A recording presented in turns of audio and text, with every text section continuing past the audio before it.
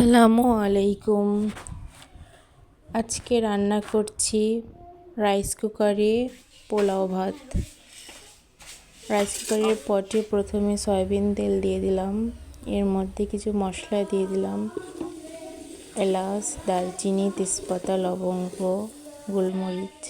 ভালোভাবে মশলাটা ভেজে নিয়ে এর মধ্যে চাউল ধুয়ে রাখা চাউলগুলো দিয়ে দিলাম, দিয়ে ভালোভাবে ভেজে নেব।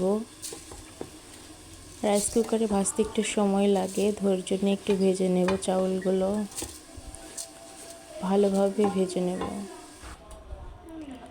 ভাজা হয়ে গেলে এর মধ্যে লবণ দিয়ে দেব, দিয়ে একটু নেড়ে চেড়ে মিশিয়ে নেব।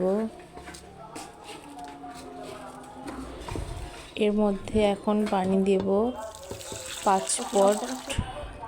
চাউলের জন্য 10 পট পানি। রাইস কুকারের যে পটটা থাকে ওই পট দিয়ে মেপে নেব।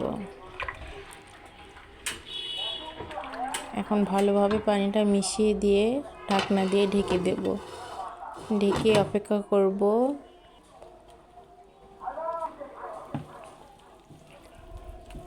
চাউলটা ফুটে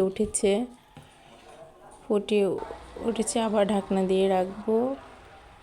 পানি শুকিয়ে গেছে, ভাতও হয়ে গিয়েছে। আপনারা যারা পেঁয়াজ বেরেস্তা পছন্দ করেন তারা ভাতের উপরে ছড়িয়ে দিবেন, দিয়ে ঢাকনা দিলে ভাত হয়ে যাবে। আমার পেঁয়াজ